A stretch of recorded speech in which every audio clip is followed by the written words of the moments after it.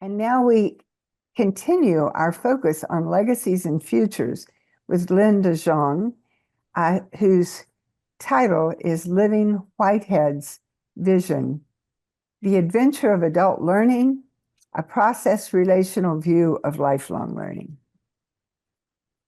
Lynn has spoken with us before, and she never ceases to evoke interest, fresh ideas, and momentum for new directions.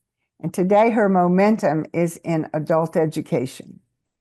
Lynn's own life has been one of astute critique and creativity in education. She served as the founding head of East Bay Sierra School in the Bay Area, which merged to form Prospect Sierra School.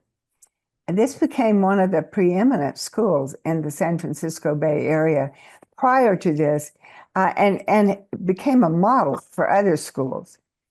Prior to this, Lynn spent 15 years in public education administering federal funds to innovative programs. She also was a very active advocate for project learning as an alternative to textbooks, and she pushed for the integration in Massachusetts. Lynn received her BA from Harvard University and an MS in library sciences from Simmons College before completing her PhD in education at Cornell University. Throughout her career, she has pushed for challenging educational programs that encourage all students to pursue learning in depth and to use problem-solving skills, collaborative learning, and exploration of values in an integrated curriculum. She's not only imagined it, she's done it, and she's inspired others to do it. In 2022, Lynn's book, Starting with Whitehead, focused on children, raising children to thrive in treacherous times. Now she is producing this new book, which is entitled The Adventure of Adult Learning. Sorry, I said it wrong, Lynn. I'm going to get it right this time. Living Whitehead's Vision, The Adventure of Adult Learning. And she has a lot of good stuff to say on this, so I'm turning it over to you, Lynn, and can't wait. Thank you. All right. I'm going to share my screen now. So this morning, I'm going to share my new book, which is currently in process at Janine Sletton's Process Century Press. And as Mary Elizabeth said, it's Living Whitehead's Vision, The Adventure of Adult Learning. So you're right on both counts. And what it's a really ambitious book because it proposes a paradigm shift in the way we think about adult education. Instead of the conventional understanding of the massive work in adult education, I'm proposing a process-relational view of adult education that takes us all the way back to Heraclitus, and we know him. He's the guy who said, no man ever steps into the same river twice because it is not the same river and he is not the same man. And that was about 500 BC. And of course, Heraclitus, like Whitehead, saw that the cosmos consisted of change. And adult education these days is really big business. It incorporates not only credentialing, licensing, career, citizenship training, as well as personal development. And as Sharon Merriam says, learning in adulthood has become a multi-billion-dollar business, an enterprise that spends more dollars than elementary schools, high schools, and post-secondary schools combined. So Elon Musk, you hear that?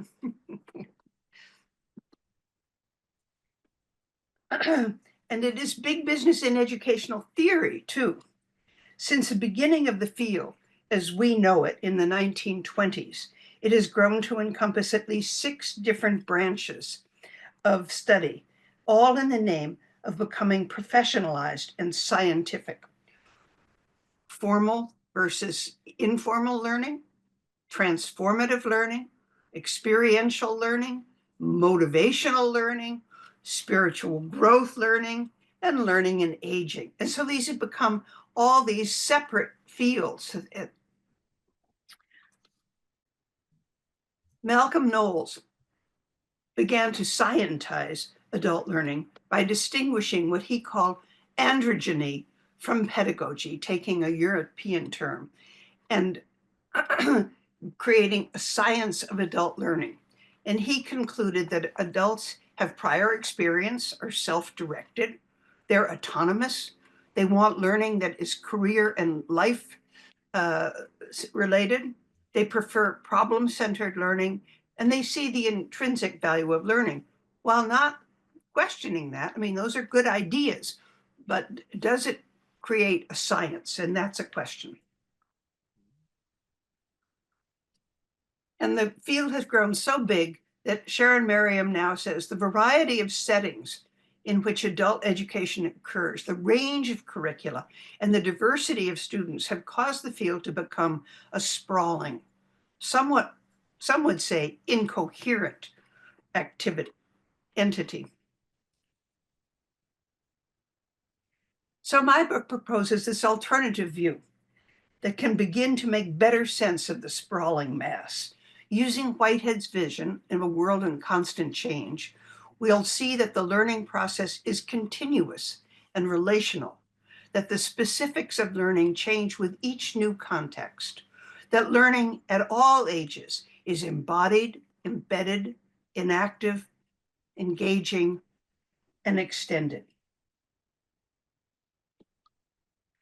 So this book studies adult learning using Whitehead's famous Rhythm of Education, published in the Aims of Education,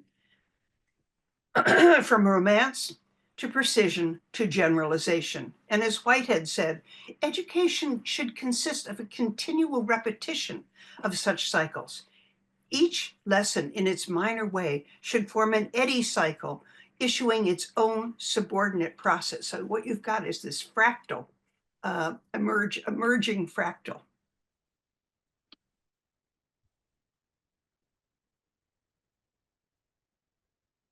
We move from romance, the discovery, to precision, developing mastery, and to generalization, where we take action into the world.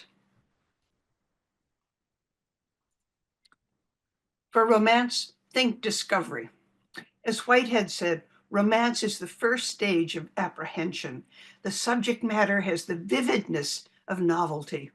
It holds within itself unexplored connections with possibilities half disclosed by glimpses and half concealed by the wealth of material. Now, in the interest of remaining true to Whitehead's vision and avoiding the dreaded fallacy of misplaced concreteness, each chapter begins with a description of exemplary events and individuals.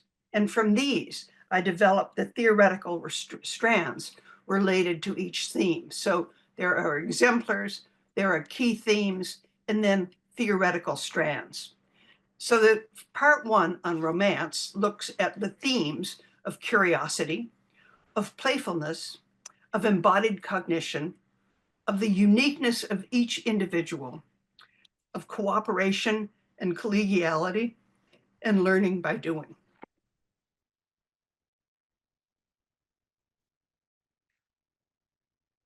The first chapter on curiosity goes back to Aristotle.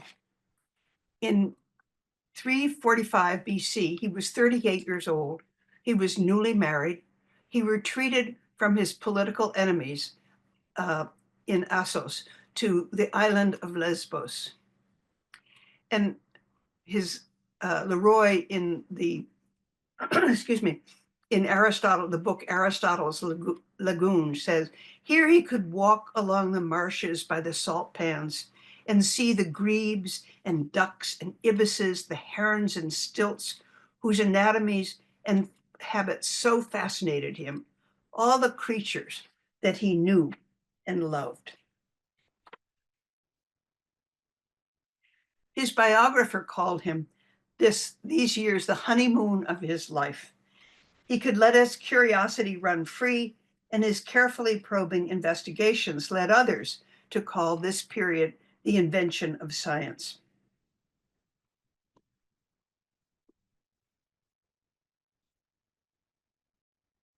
So the main theme is on curiosity, and we look at what we know about curiosity.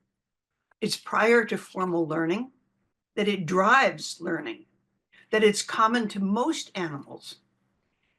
It's prior to the uses that society would put for it, and it may conflict with societal goals.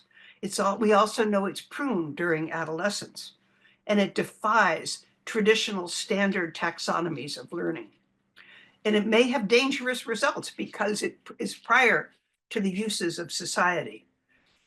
It can be manipulated, and it is present in people of all ages.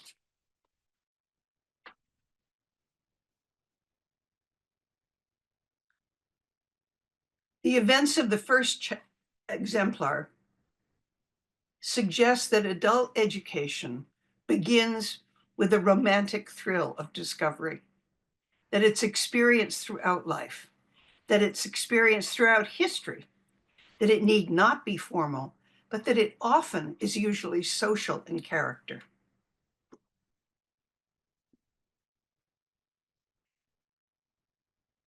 The second chapter in Romance focuses on play and how it influenced the discoveries of the Wright brothers. When Will Wright was 11 and Orv was 8, their father gave them a toy helicopter made out of bamboo, cork, and paper, propelled by a rubber band. So the brothers located diagrams of it and soon began to experiment with building bigger models. The Wrights worked on their flying machines for 30 years, and in 1903, Orville and Wilbur made aviation history, and here is Orville's telegram from Kitty Hawk, success. 4 flights this morning, all against 21-mile wind. Home for Christmas, Inform Press.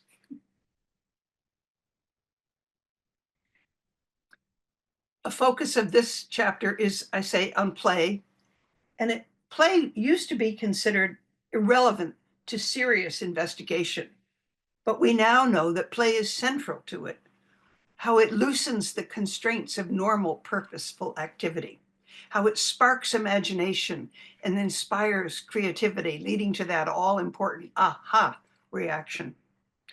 We know that play is not work, nor is work child's play, as Maria Montessori sometimes said, that apes and many other animals use play to solve problems. We know that it is a zone of proximal development suggested by Vygotsky, of the most excitable area for learning, that it's central to human society, says Dutch historian Johanna Huizinga. We also know from anthropologist Clifford Geertz that deep play can have a dangerous side. The next chapter deals with embodied cognition and my encounter with Handel's water music. I first encountered Handel's water music at age 10 on a school trip to the Buffalo Symphony Orchestra outreach program for public schools. I was living on an island on the Niagara River, and we went to the Buffalo Symphony. As the orchestra began to play, everything disappeared for me except the flow of lilting music along the river. And this was so important to me because my home was right on the edge of the Niagara River. I could hear the eddies and feel the gentle wash of blue-green waves. Chilean psychologists Francisco Varela and Umberto Maturana first envisioned the field of embodied cognition, and it was developed further by Evan Thompson, Eleanor Roche, Mark Johnson, George Lakoffs, and many others. As Varela put it, all learning and knowledge involves active integrated relationships of living systems with their environments. The dynamic relationships of a living system with its environment constitute its structural coupling. So it's no longer a matter of body on one side and mind on the other, but of an organism, an integrated system that integrates its environment.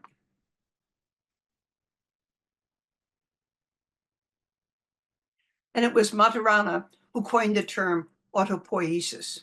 Autopoiesis is the process by which living entities invent themselves.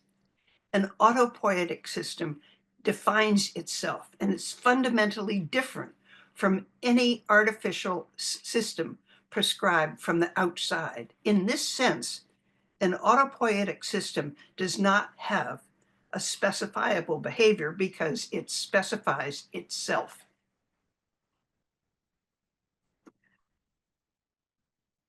I keep going to the wrong place to switch the slide. So we know that the learning is embodied in all senses and organs of the entire body, that it's embedded in the environment, that it's inactive with others and the environment, that's engaging with the context of each situation, and it's extended beyond our own understanding. If these ideas sound familiar, well, they should. Because Whitehead said, the living organ of each experience is the living body as a whole. Each instability of any part of it, be it chemical, physical, or molar, imposes an activity of readjustment throughout the whole organism. And that's from Adventure of Ideas.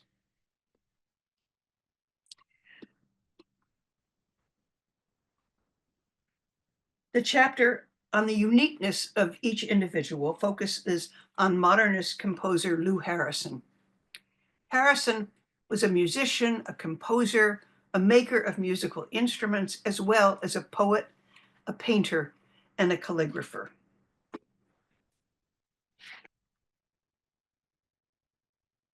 As a teenager, Lou realized his attraction to males, and he came out to his parents. In 1934, this was a rare and a courageous thing to do, and it reinforced his sense of independence and uniqueness. As he put it, the path to silliness nowadays is to allow oneself to become indebted to a silly society. Do not do it. Find out what you yourself can and will afford, and do only that. Much of Lou's music incorporated Asian motifs and musical scales. Some of his pieces actually employ 2 or 3 musical scales. His partner, Bill Colvig, created the first American gamelan. Here it is. And this note from Harrison's musical primer, cherish, conserve, consider, create. Great words to live by. Together, Lou and Bill created Gamelan Betty, and here is Gamelan Betty, and this is Lou Harrison right here. It's a full-size gamelan tuned to a 6-tone classic Javanese scale. The theoretical strands that I examine in this chapter are how important it is to engage in proactive listening, to really get to know the individual, to respect different learning styles, to respect different interests and use inventory interests, but especially to listen, to uncover one's own unconscious biases and to help to uncover those of our students as well.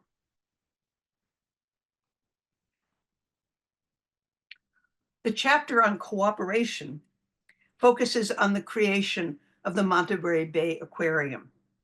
And here the theoretical strands that I look at are rugged individualism in America and what we make of that, and its relation to cooperation and collegiality. helping individuals work together, and focusing on group dynamics.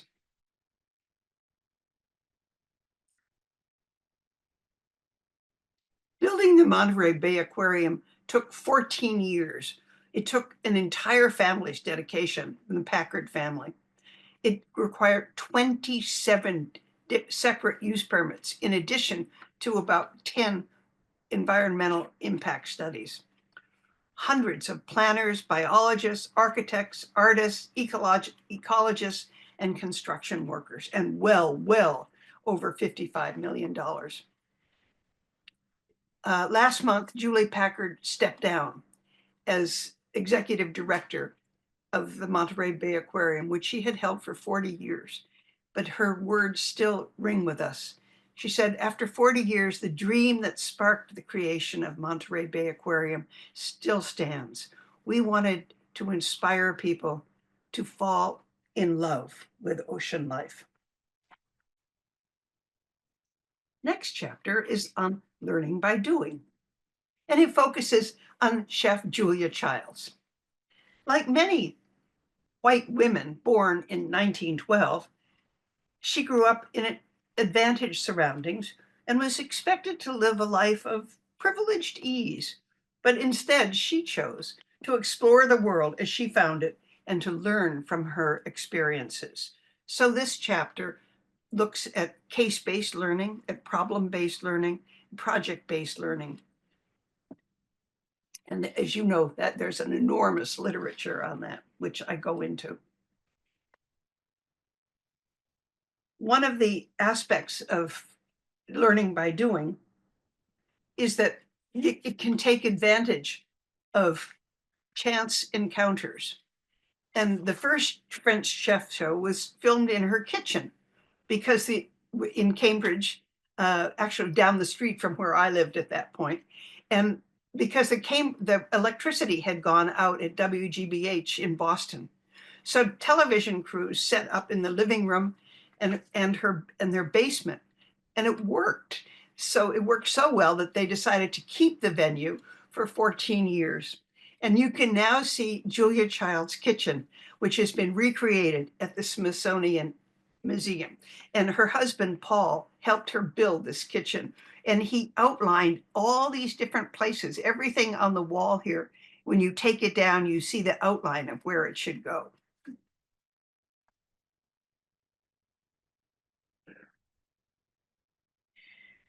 Each major section in this book, romance, precision, generalization, includes a section on choosing resources widely that deals with the problems of the vast number of resources available to us and how they can be misused. So this section looks at choosing particularly resources related to romance, including internet offering public education, OLLI, the Osher Lifelong Learning Institute, cultural institutions in the state and national parks. I just saw this morning in the Times that the park workers won their reprieve and are going to be hired this summer for summer work, and travel and ecotourism. A number of writers have written about the dangers of miseducation, most famously John Dewey, Noam Chomsky, and Jane Roland Martin. In 1932, John Dewey pointed out that we face a race between miseducation, which bears no vital relation to the needs and conditions of the modern world, and a possible education which will face the future efficiently. That was 1932. It has since been agreed by David Orr, Noam Chomsky, and Jane Roland Martin.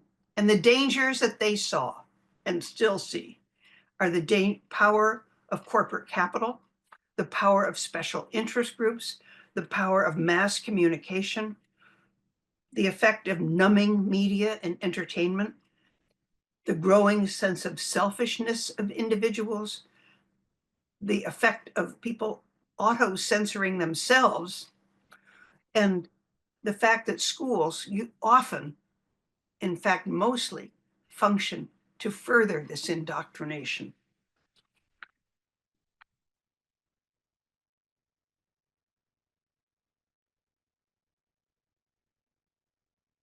The sources of hope that they see are the potential use of technology, the power to act locally, to improve public interest in politics, to fight the welfare state of the rich, to support schools that encourage students to seek the truth for themselves and explore the nature of democracy, to develop a gift versus a for-profit conception of learning, where participants work together in shared collaborations.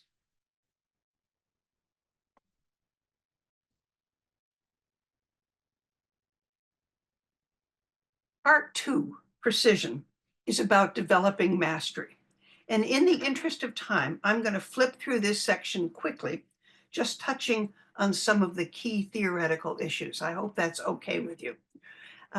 In precision, Whitehead said, the width of relationship is subordinated to the exactness of formulation. But, he said, precision is barren without the previous stage of romance.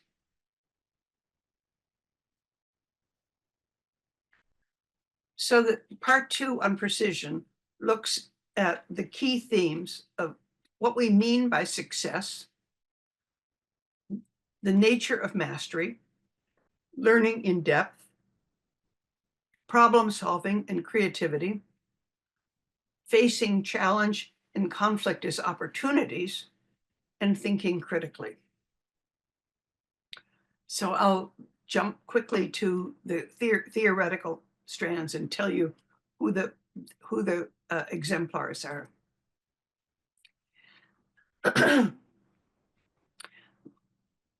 The chapter on negotiating high school equivalency explores the question of what success means to different adults with diverse backgrounds and a multitude of learning goals. And here we focus on the politics of adult education. And believe me, they are messy. And the politics of educational administration, the politics of certification, the question of success. Whose success are we talking about and for whom? And the relationship of the psychological states of success, flow, and happiness. So that's a meaty chapter.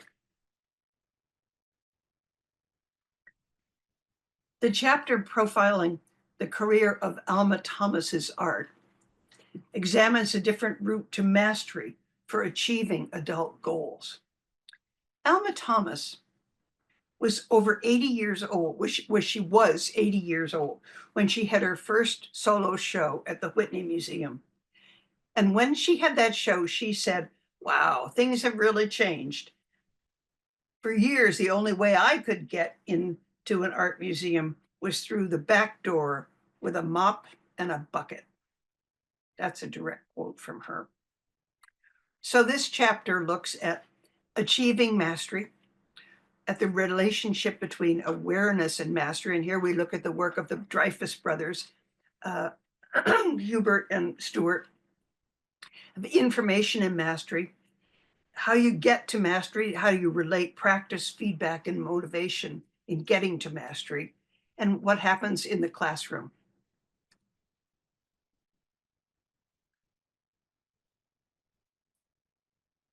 The trailblazing work of Jared Lanier analyzes the various modes of problem solving needed for decision-making in uncertain situations and for keeping AI honest. If you don't know the work of Jared Lanier, you have a treat coming. I look at the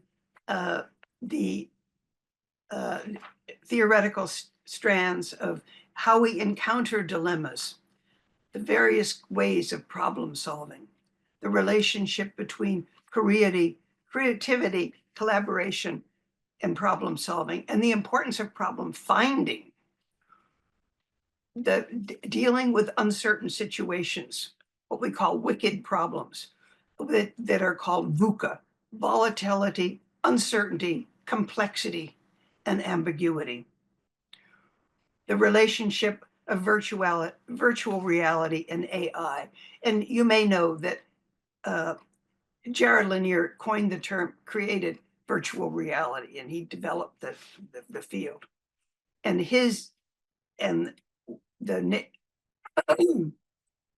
the problem of maintaining data dignity as we develop AI. And he says, there is no AI, it's all human developed. But as human develop it, we can screw it up too. The chapter on Lucia, a black belt karate instructor, analyzes the various modes of problem solving a common problem of learning in adult education. And that's how to turn challenges and setbacks into opportunities for success. And man, so many things can go wrong when you're an adult learner struggling to maintain your life and keep learning too. And so this focuses on the issues of being aware of things before they happen, of being prepared, of being well trained to deal with problems and difficulties, of how to perceive viable options to deal with problems with resilience and with a positive outlook. This is Lucia here.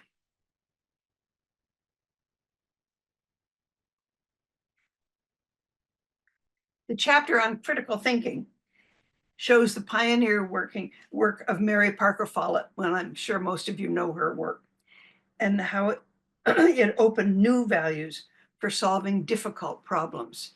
So we look at the whole field of critical thinking in this chapter and how it would including early theories, analytical approaches, contributions from cognitive psychology, from critical theory, and process-relational approaches of Mary Parker Follett and others, and the importance of staying with the trouble. That is the contribution of Donna Haraway.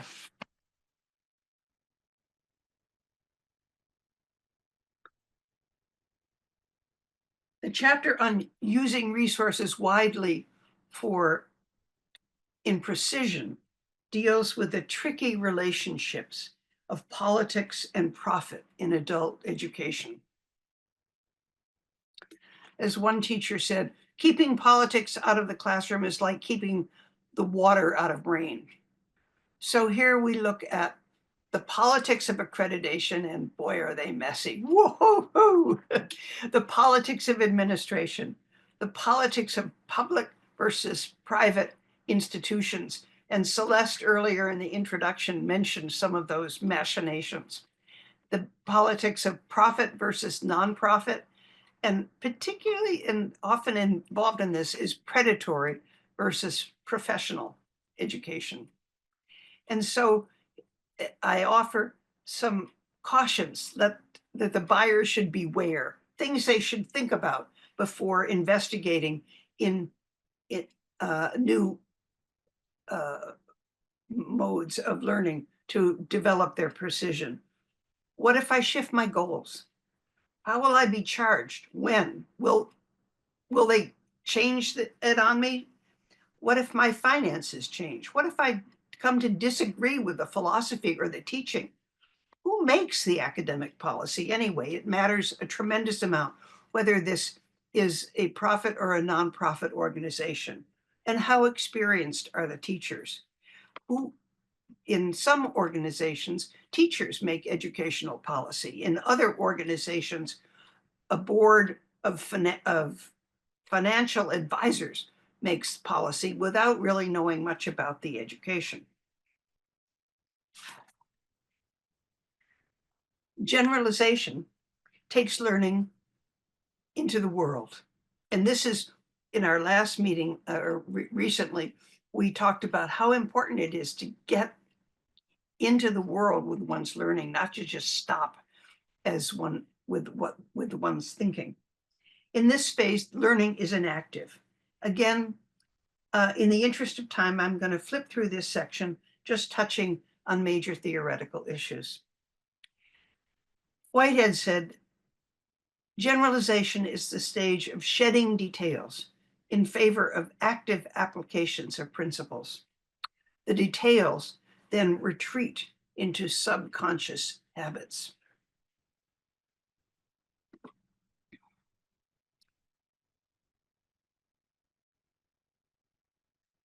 Part 3 looks at the key themes of praxis, of the relationship between art and activism, the relationship between learning, activism, and changing the world, finding harmony with nature, building community, and the related themes of elder wisdom, aging, wisdom, spirituality, and dealing with mortality.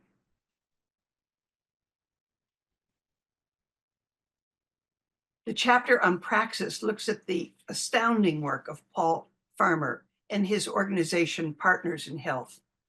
Paul Farmer divided his time between teaching and learning at the Harvard Medical School and building clinics in the highlands of Haiti. So we look at the theoretical stance of praxis, what we mean by that. Liberation theology, which plays an enormous influence on Paul Farmer's work. Social justice and poverty, seeing poverty as a structural cause of the way we've organized. The importance of seeing the whole picture, the importance of reframing the picture as we look at things with teamwork, and the importance of reaching out and, again, staying with the trouble. You've got to stay with it. If you just do something and step back, you're not going to accomplish much. When we look at art and activism, I focus on the art of Noah Purifoy, who was famous for creating art pieces from the residue of the Watts. Try to say that again. The Watts riots in 1964. And here he is here. We look at art as experience, art as civilization, the importance of art for social change, the role of reflection and reflective thinking. A lot of work of Donald Schoen on that. And the nature of revolution and art's role in revolution.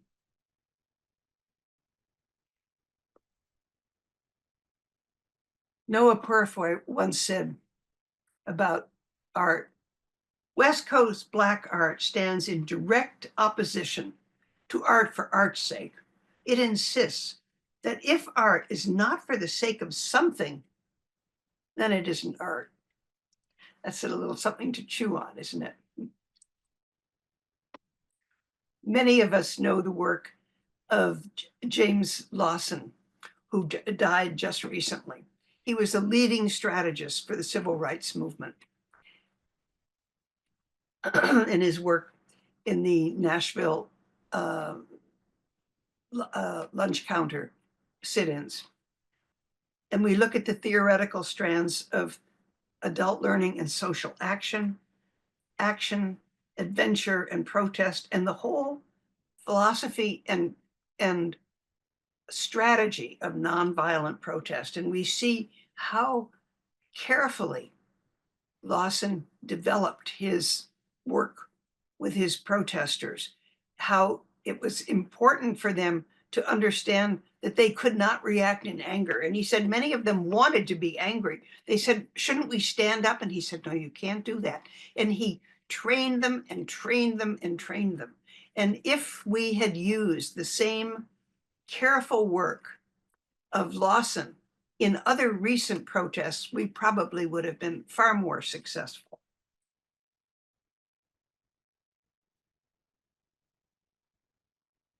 Creating community, it looks at the exemplar of Rabindranath Tagore and his building of the community at Shantiniketan in India. And it looks at community building, how he did it. It looks at the whole field of communities of practice and beloved community. That's a ton of stuff for one chapter. That side of our existence whose direction is toward the infinite seeks not wealth, but freedom and joy. Shantiniketan, you may know, is still a national university. It is a place where people learn from childhood to postgraduate school, and it has reached out into the entire community to change the agriculture of the area and reach out to local tribes people to reinvigorate their local cultures. The chapter on finding harmony with nature focuses on the work of Robin Wall Kimmerer, whose books, Gathering Moss and Braiding Sweetgrass, have been now added by The Serviceberry, which was just published.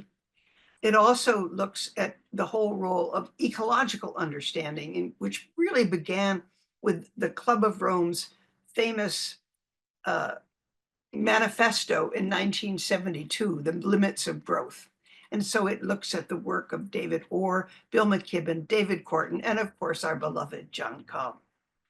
It also looks at indigenous wisdom like Yonka Porta and Ned Blackhawk. And it looks at various ways of healing the harm, including the UN Declaration of the Rights of Indigenous People, which was not approved came out in 2007 and wasn't approved until the last year of the Obama administration. The chapter on the wisdom of elders is created differently because the fields of themes of aging, wisdom, spirituality, and mortality are woven so intricately and closely together that I felt we needed to deal with exemplars that exhibited all of these themes.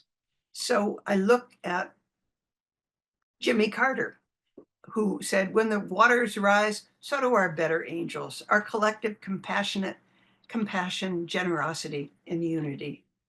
Educator Nell Noddings, who was taught at Stanford University for many years, she said, everything we do as teachers has moral overtones. And Nell was a major influence on my work.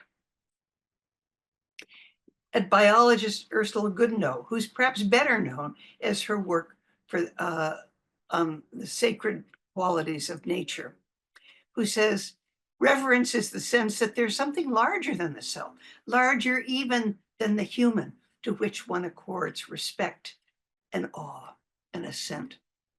And our beloved John Cobb, who said, Jesus said that we could not serve both God and wealth, and it's obvious that Western society is organized in the service of wealth.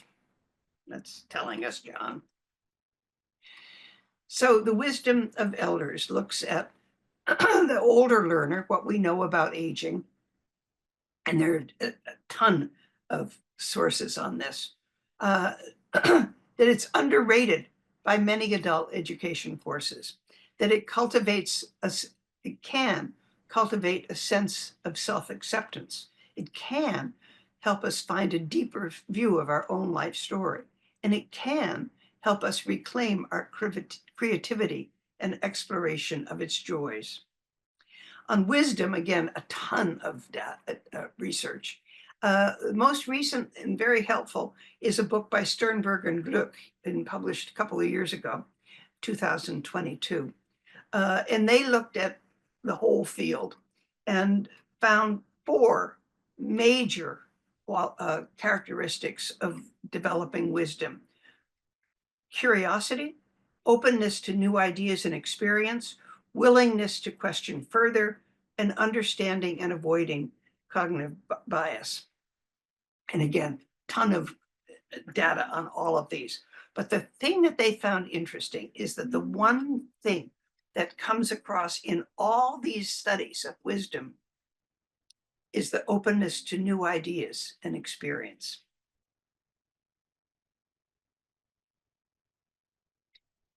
So we look at also the issues of spiritual quest and the different ways that we can develop our spiritual quests, and the cautions for educators attempting to assist people exploring their spirituality. In Facing Mortality, we examine the groundbreaking work of Elizabeth Kubler-Ross and the revisions of her work, the process of grief and grieving, the issues of being with, of chaplaincy and training for chaplaincy, which is a little bit problematic these days, and looking at death through a chaplain's eyes and looking at the importance of people's last words.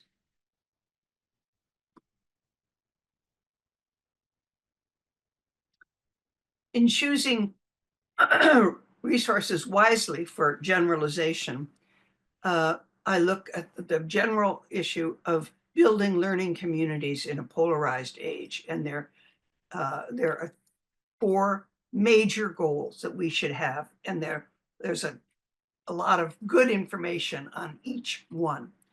How we build and rebuild trust, how we build communities of practice. Here we look at the work of Etienne Wenger, building beloved communities, which is something that Richard Rose is going to be talking about, and creating spiritual communities.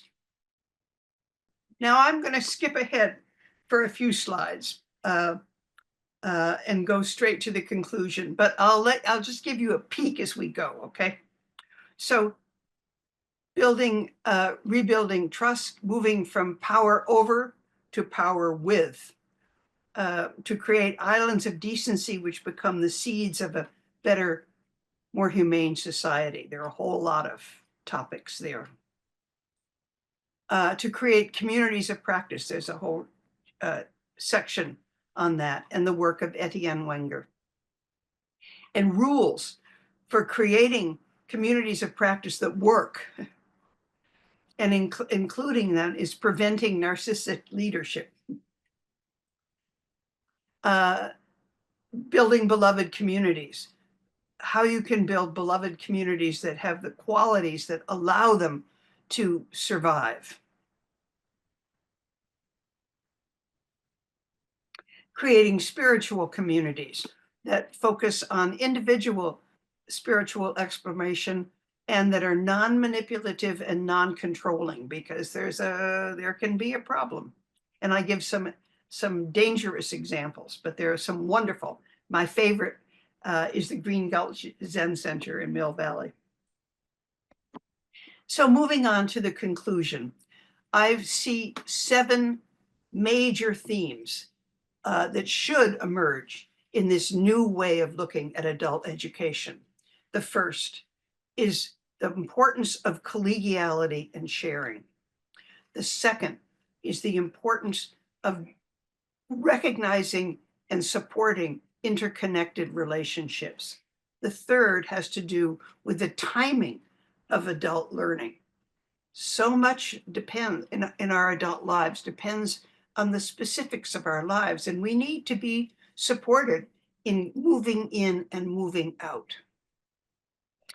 Of the importance of putting learning into action, the importance of building communities of learning, the ever unfolding process of adult learning. We're all adult learners. We're still going at it, guys. And the search for meaning beyond our own life.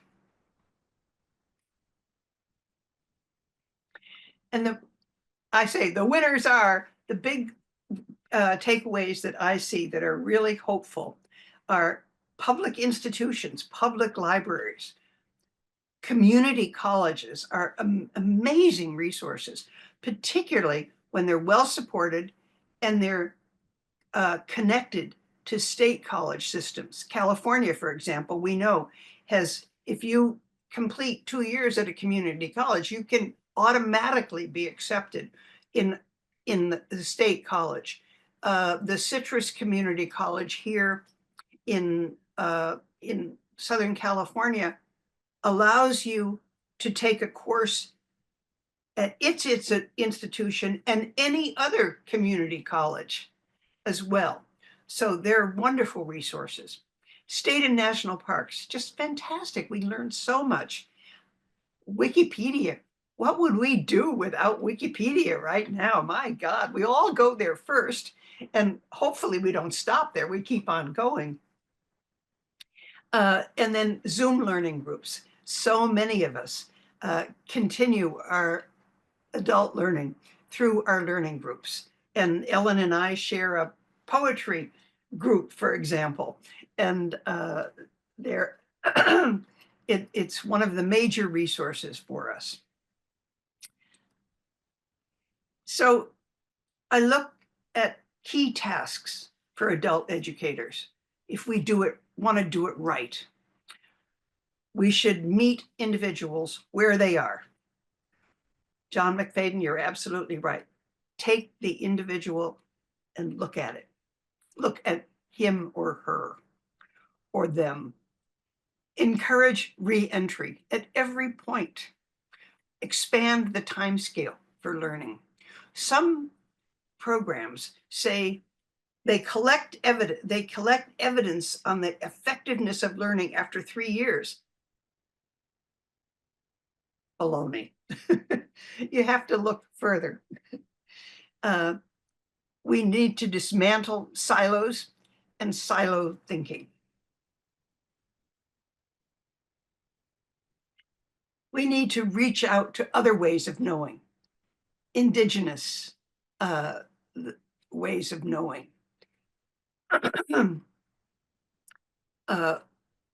other cultures of knowing, and other civilizations of knowing. We need to rebuild our respectful connections to the natural world, to encourage action, to change the world for the better. Support community colleges. Can't say that enough.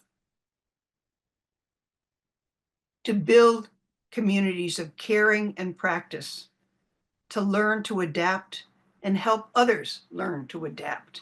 And then finally, just step into the river and swim with the miracle of evolving life. It's so marvelous. Now I look at why a process-relational view of adult education is better than the old way. I hope I've made my case already, but just to summarize, here are some points. Because a process-relational view provides a better view of adult learning. It's coherent, it's systematic, it's inclusive. It integrates adult education with other learning. It moves beyond education for economic gain. Yes, Bruce, there you go. It respects diversity and indigenous wisdom at all ages. It provides a basis for world understanding. It embraces a vision of ecological education. It provides an expanded bias. Whoops, mistake. Expanded basis for exploring the sacred. And now, finally, we all know this. I'm speaking to the choir here, but why process-relational thinking? And you'll agree with me, I think. It looks forward with a sense of adventure. It addresses complex questions. It helps us navigate uncertainty. It makes sense of a complex, interdependent world. It addresses ethical issues of community, such as how society can be increasingly inclusive and how diversity can be seen as harmonious. It explores uncertainty without being forced into denial, which is a very tricky thing these days. And many people in our country, I think, are not successfully navigating this one.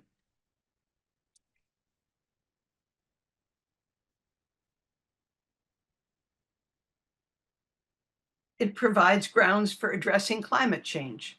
It understands that everything is connected, and it supports reaching out to help each other, or,